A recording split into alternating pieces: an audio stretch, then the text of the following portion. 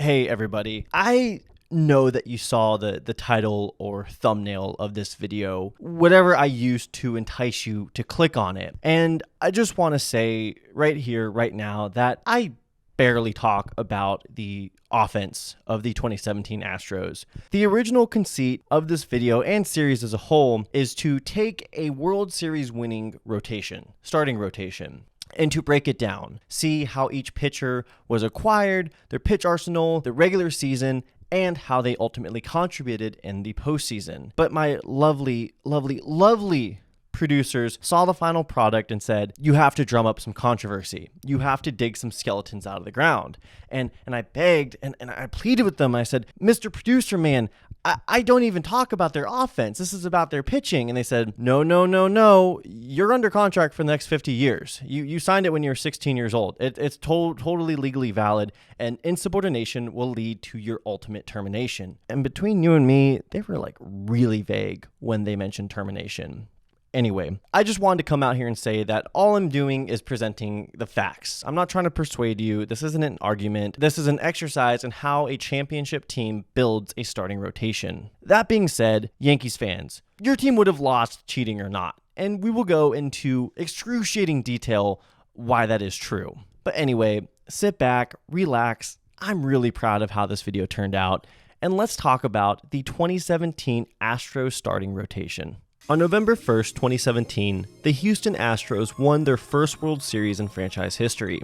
They did so off the backs of 5 starters. They were Justin Verlander, Dallas Keuchel, Lance McCullers Jr., Brad Peacock, and Charlie Morton. These 5 covered roughly 40% of the Astros' needed innings in the regular season and got 326 out of the 447 outs required on their path to winning the 2017 World Series. In doing so, this quintuple combined for a 3.28 ERA in the regular season, which, if given to an individual pitcher, would have tied them for 11th in ERA that year, as well as matching that with a 3.28 ERA in the postseason. So what made these 5 men up to the task to lead this ship into the promised land? Before we dive in, let's take a moment to make sure you like this video, are subscribed to this channel, and hey everyone, sponsor No More Fielders here, filling in for regular No More Fielders while he's on tour. We would both personally like to thank DraftKings for sponsoring this video. Hey baseball fans, the postseason is well underway, which means now is the right time to get in on the action with DraftKings Sportsbook. New customers who bet $5 will receive $200 in bonus bets instantly. All you need to do is sign up using our promo code FIELDERS. Once you're in, you can have all sorts of fun, including combining multiple bets together for a chance at an even bigger payout. If sports betting is not yet available in your state, don't worry. You can still join in on the action with DraftKings Daily Fantasy and have a shot to win cash prizes. So sign up for DraftKings Sportsbook now. Bet $5 to receive $200 in bonus bets instantly by using my promo code FIELDERS. Go DraftKings, go DraftKings, go. Go DraftKings, go DraftKings, go. Go DraftKings, go DraftKings, go. What are you doing? I thought you were on tour.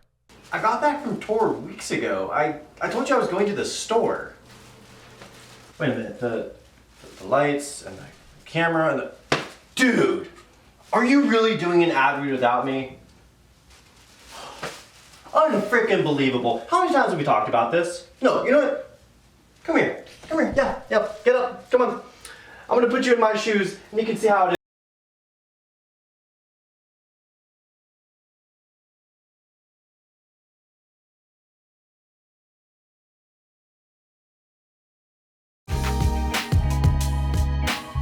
Justin Verlander was 2 seconds away from remaining a Tiger. Despite making it to the ALDS 2 years prior and being playoff hopefuls in 2016, 2017 was really the year everything came together for the Astros. However, GM Jeff Luhnow kept to his tight script for team building around this year's trade deadline, only acquiring Francisco Liriano when, as we'll see, this team really needed a true number 1 starter to become a formidable threat in the postseason. Even the presumed number 1 starter himself publicly spoke out about Luhnow's inaction. However, he had asked about Verlander in July, seeing him more as a high-end depth piece than a captain of their rotation. Tigers GM Al Avila still valued the struggling and seemingly overpaid Verlander as a number 1, and both sides were at an impasse. But then Verlander started pitching like it was 2011. Ain't no chains on me. I've been working through the storm, let it rain on me. All the blessings that's to come, take the pain off me. Yeah, it's one, but I talk, run no game on me. No big gun, 21, and truth be told, on a mission to the chicken, it's a zoo out here, but I'm made from the... It was days before the August 31st waiver deadline that Lunau knew Verlander was going to be the key to their October success, but there were a few complications. First, a massive hurricane crushed the city of Houston, displacing not only the team, but their front office personnel. This meant that Jeff Lunau had to negotiate at his wife's parents' house in Los Angeles, even pausing talks to fulfill his familial promises, including going to his nephew's t-ball game. But he broke that promise as soon as he realized how insufferable it is to be around in-laws. Another complication was Justin Verlander himself, who had a full no-trade clause and wanted to go either to the Cubs or Dodgers, as well as being afraid that Harvey destroyed all the mansions in Houston. Astros owner Jim Crane personally assured Justin that there were still plenty of mansions left, and that this was his best chance of securing a World Series trophy, something that being a part of one of the greatest failed dynasties of the early 2010s failed to give him. In the mind of Justin, winning a World Series outweighed having to live in a city racked in crisis. He probably would have moved to Jackson, Mississippi if they had a team with the Astros roster. Time was running out. Al Avila, not wanting to risk losing a potential franchise-altering haul of prospects to some tardy intern, personally drove to Justin's house to sign the papers finalizing the deal. And at 11:59 p.m. on August 31st, with 2 seconds to spare, the commissioner's office approved the deal, and Justin Verlander was an Astro. By this point in his career, Justin Verlander knew what kind of pitcher he was. He was a flamethrower with a few deadly tricks in his back pocket. This is what allowed him to have one of the greatest two-year peaks for a pitcher in the 2010s. Unfortunately, a rushed comeback from off-season core surgery left Justin to post not only some of his personal worst numbers, but some of the worst for any starter in 2014. While he would bounce back in the next few seasons, it seemed his peak was behind him. So a lot of ink has been spilled about the Astros pitching factory, but the numbers behind Justin's underlying turnaround weren't as dramatic as you'd think. The only major change in pitch usage was having less of a reliance on his curveball, but that trend started while he was still in Detroit. Velocity also didn't go up at all really, but... Say the line! No more fielders. Spin rate did tick up, with the biggest improvement coming with his curveball, which, while still being effective in Detroit, became unhittable in Houston. Hitless in Houston. Is that a thing? We tend to forget that JV was having a career-worst season as far back as July this year. I wouldn't blame you for saying that his Hall of Fame career was looking in the twilight around this time. And then, something changed. He started pitching well in July, then really well in August, then put up one of the best months of his career, his first in an Astros uniform. His best start, maybe not performance-wise or even playoff implication-wise, but for what it meant to him and the city of Houston came on September 17th when he nearly shut out a potent Mariners lineup in the first start in front of his new fan base. He would induce 2 double plays against the top of the order and treated the rest like target practice in preparation for the bigger games he was soon to throw. His 186th career win clinched the Astros' first division title since moving to the AL in 2013.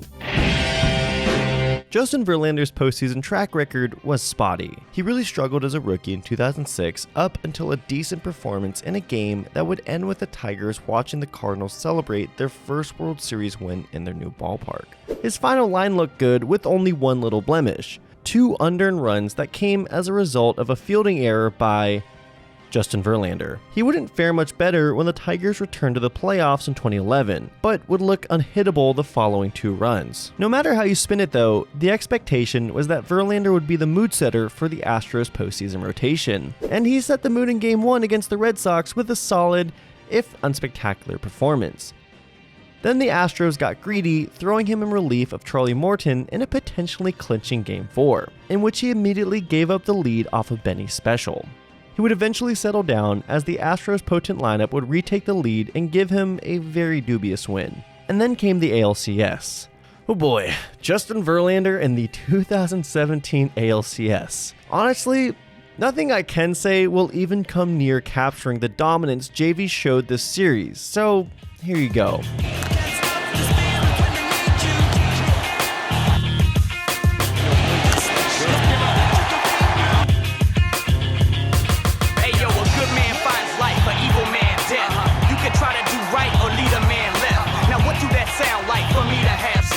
See, I'm the type that'll fight till I breathe my last breath. You can't stop the spirit when you hear it. Even if you can't see it, you can feel it when you near it. It's like a jacket in the winter, umbrella in the rain. I need it dealing with fame when hella people cellophane. Like saran wrap, people be see-through. But this life is more than just a read-through. Too many cats with scripts, they all acting. When in fact, it's time to scrap they non-action. Legs shaking like ladies after climaxing, or locked in a bathroom with a stack of Maxim. Spirits answer all the questions I'm asking, and it's granted on the strength of my passion. Can't stop the spirit when they need you.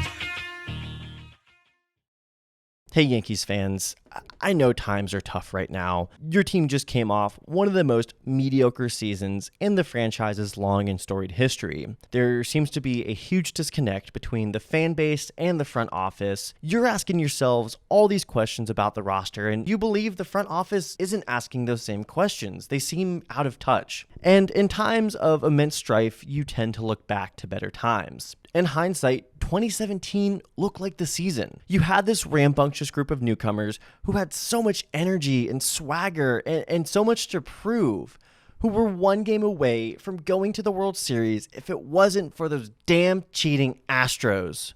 Everyone's natural response to hearing that the opposition was cheating would be, oh, we should have won. In a 7-game series where we took it to 7 games? Are you kidding me?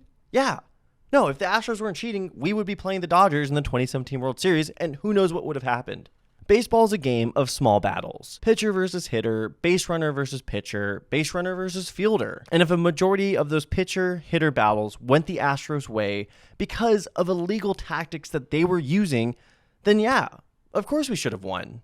Are you kidding me? It's obvious. That being said, Justin Verlander did throw 16 innings against your team, and you only scored 1 run off of him. You are not winning those 2 games, okay? If a starting pitcher goes 16 innings, we're basically talking 2 games here. I know we're 2 innings short, but that's all the runs you scored in those games anyway. If you're scoring 1 run in 16 innings over 2 games, you're not winning those games, okay? It doesn't matter what the Astros offense was doing. It didn't matter if they were facing Bob Gibson or 2023 Zach Greinke. Justin Verlander won those 2 games, and he wasn't cheating as far as we could tell.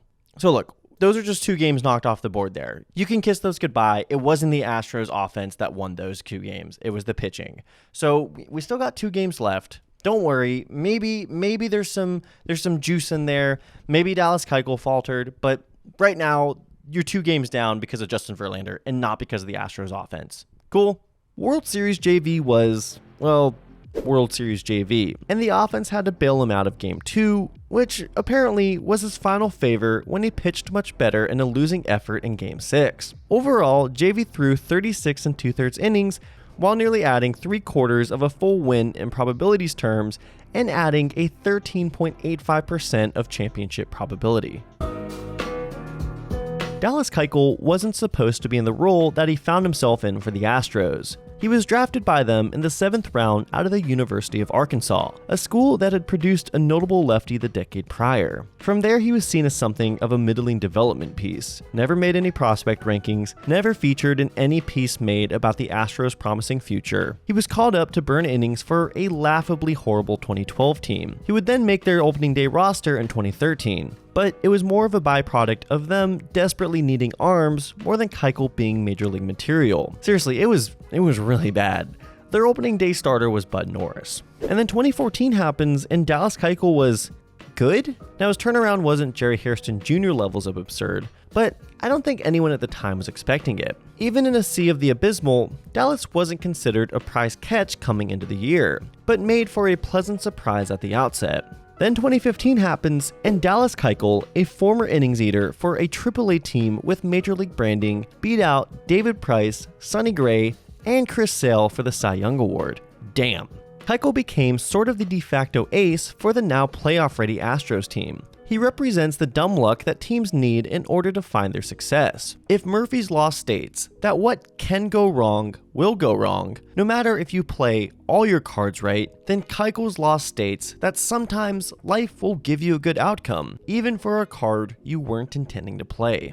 Now, Keuchel might be the opposite of Verlander in every way, but that actually played into a huge advantage for the Astros. Verlander's bread and butter is a fastball from the right side that relies on high-octane spin to beat hitters to the plate. Keuchel's bread and butter is a sinker that has poor spin, which relies on the hitter beating the pitch into the ground. This approach is what gave him the highest ground ball rate in the league that year, and also the decade up to that point. Keuchel's regular season was good. He posted his second best career ERA, even though he missed pretty much the entire summer break with a balky neck. Something to note, however, was the disparities between his ERA and xERA were slowly increasing. Getting Verlander definitely took some pressure off of Keuchel. A Game 1 win allowed him to pitch more easily through traffic in Game 2 without worrying about handing his team a series deficit. The Astros' decision to throw Verlander as a surprise attack in Game 4 of the ALDS left them with having to pencil in Keuchel as the Game 1 table setter. Keuchel would not disappoint, channeling his 2015 wildcard game performance and even doing himself one better, throwing 7 shutout innings to set the stage for the rest of the pitching staff. Hey Yankees fans, it's me again. Just to remind you that you do, in fact, need to score runs to win ball games. I know it's an aspect of baseball that we tend to overlook from time to time, but it is true. You do need to score runs to win games. We can all agree to that premise. So tell me then, why? In 3 games started by 2 men, those 2 men went 23 innings against you and allowed 1 run. In what way do you think you're winning those 3 games? Tell me. I know we're 4 innings short now of 3 full games, but you know what? Let's do a thought exercise here, okay? There's 2 teams playing against each other. We don't know anything about these 2 teams, but they're playing 3 games against each other. The only fact that we know is that in 23 innings of these 3 games, one team has only scored 1 run in a total of 23 innings. We don't know what they did in the other 4 innings. For all we know, they put up crooked numbers and the rest of them. But we do know in 23 innings, they only scored 1 run. What record do you think that team is going to have in those 3 games? Do you think they're going to be 3-0, 1-2, 2-1? We're all thinking that they probably went 0-3. So I'm just here to say that we have 3 wins now for the Astros because of the starters' performance and 1 loss. We will give Dallas Keuchel his 1 loss in New York. We're 3-1 here, based solely on the Astros starting pitching. Cool? Maybe the last game was a complete bloodbath that the Astros narrowly won based on their, illegitimate tactics for victory. We'll see. The rest of Keuchel's postseason was bad. It was bad. You may not remember, but he was the Astros starter for the infamous Game 5 of the World Series, as he became the first domino to fall to set off a chain reaction for one of the most insane games of all time. And remember, he wasn't the one facing a lineup that was cheating. Overall, Keuchel threw 27 2/3 innings with a 12% total win probability added and a negative 10.79% championship win probability added. Ouch.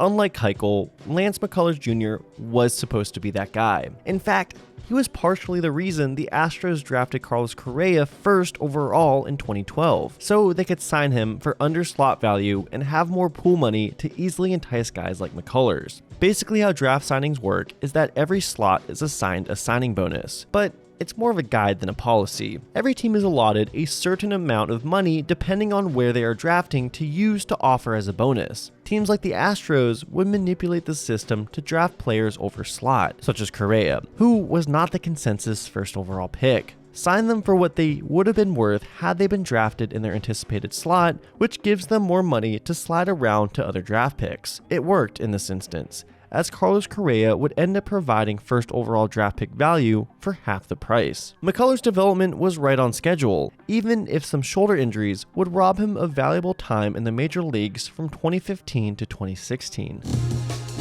If Verlander is fastball guy, Keuchel is sinker guy, then that makes McCullers curveball guy. You have to commend the Astros for rostering 3 high-end starters whose roadmaps all look quite a bit different from each other. With its insane vertical movement and spin rate, his curveball has dabbled into the near unhittable zone. Unfortunately, This left his underdeveloped fastball vulnerable, which became something of a problem for him in 2017. In fact, he's pretty much ditched what we would refer to as his four-seamer the season after.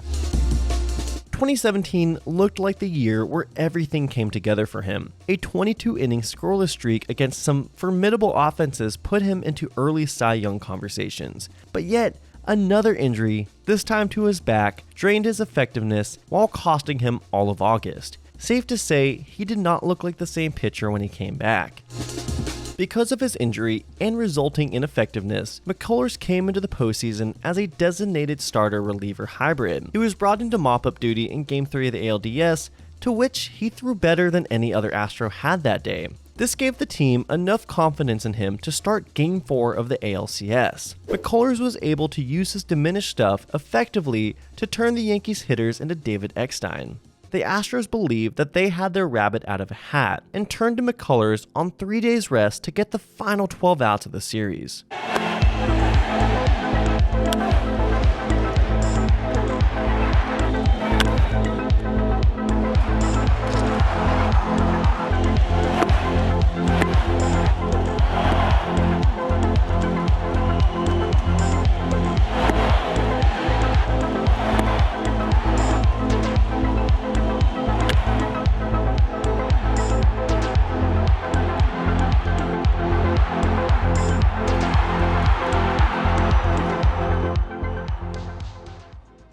The first ever World Series game won by Houston in their home city was started by McCullers, who used his ability to get groundouts in key situations to limit damage, including getting Corey Seager to ground into a double play with the bases loaded and no out. Now, if you thought starting the first home game of the World Series was tough, you can't even fathom having to start Game 7. That's what the Astros tasked Lance McCullers Jr. with on November 1st. How would he do? Well, you look at his line and you get a bit confused why he was taken out so early until...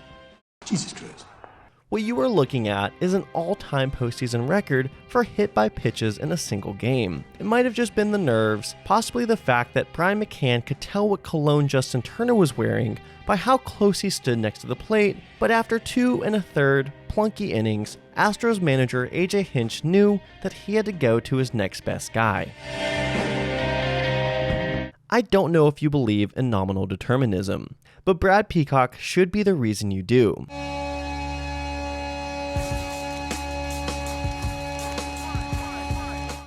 He was selected by the Nationals in the 41st round of the 2006 draft. I bet most of you watching didn't even know that the draft used to go that far. The Nationals didn't sign him, but opted to use the now banned draft and follow rule, where they didn't pay him, but got to keep tabs just in case he, for lack of a better word, peacocked, which he did by adding 4 miles per hour onto his fastball and overnight became a major league commodity, even being ranked the 42nd best prospect in 2011 by Baseball America. He bounced from the Nats to the A's before being traded with notable No More Fielders alumni Chris Carter for Jed Lowry. If you spit out your milk, that's fine. I don't blame you. After extensive research, I can confirm Jed Lowry was an Astro. Like Keuchel, he too was something of a relic from the rebuilding years. I'm starting to think Peacock's 97-mile-per-hour fastball was a myth, because there's no way you go back to topping out at 93 while staying on a 40-man roster. What Peacock did have, though, was an insane curveball sweeper combo. The curveball looks like it's just dancing in the zone before dropping out of reality, and the sweeper looks like it's trying to run a 40-yard dash across the plate. Brad Peacock was really good in 2017. I'm actually surprised we don't talk about it more. The only reason he was on the Major League roster was because he was out of options and the Astros didn't want to designate him for assignment, so they kept him as a last resort bullpen arm. But the Astros caught on to his adjustments and he was starting games by mid-May. I'm convinced that if you take out one hideous start against the Blue Jays, he would have received down-ballot Cy Young votes. The Astros, believing Peacock to be a viable postseason starter, threw him out in Game 3 and it did not end well. This flat tire of a performance cost Peacock his role in the starting rotation for the rest of the postseason. but he did get to come into some key situations in the World Series, even shutting the Dodgers down over 3 2/3 innings to secure a crucial Game 3 win. And he was who they called upon when McCullers couldn't stop hitting batters in Game 7. He gave the Astros 2 much-needed innings of shutout ball before being taken out for 2 specialists. And now, with 12 more outs to go, the Astros call on their 5th man to get the job done.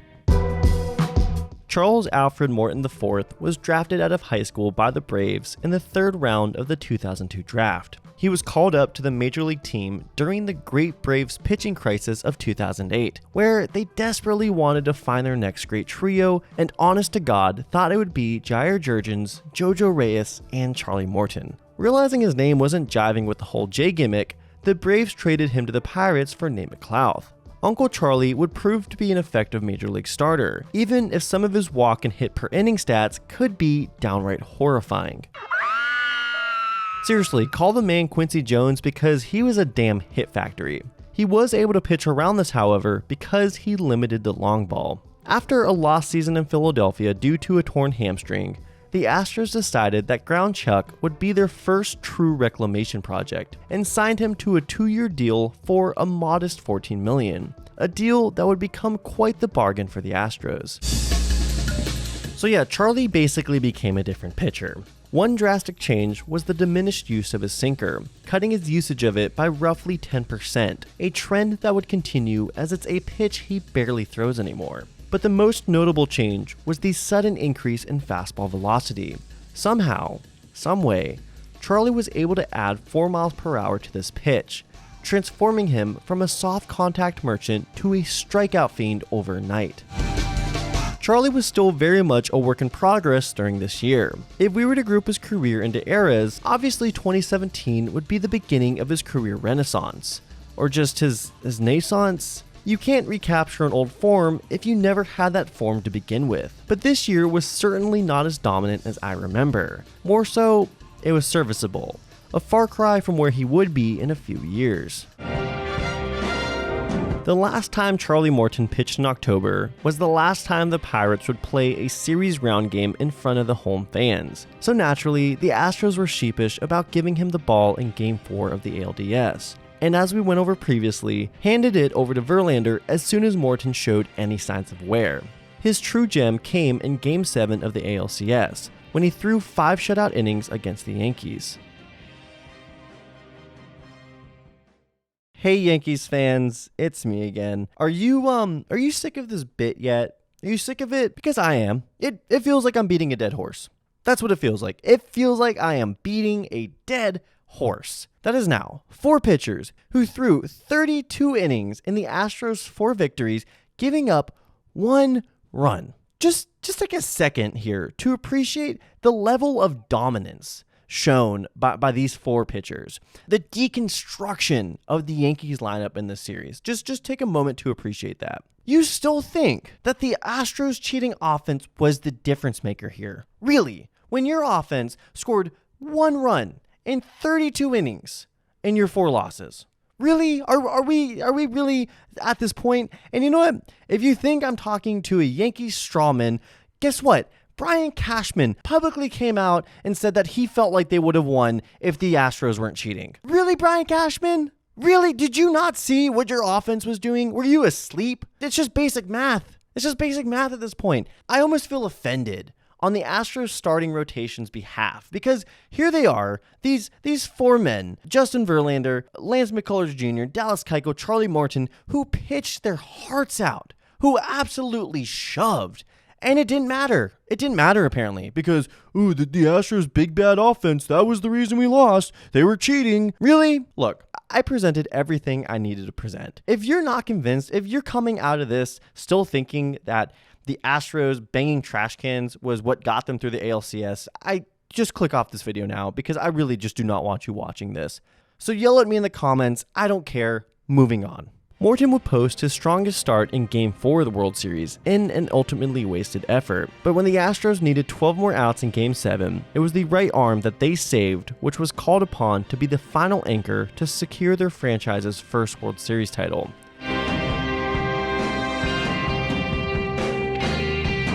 Charlie Morton would give them a 60% boost in win probability added and a 31.89% championship win probability added.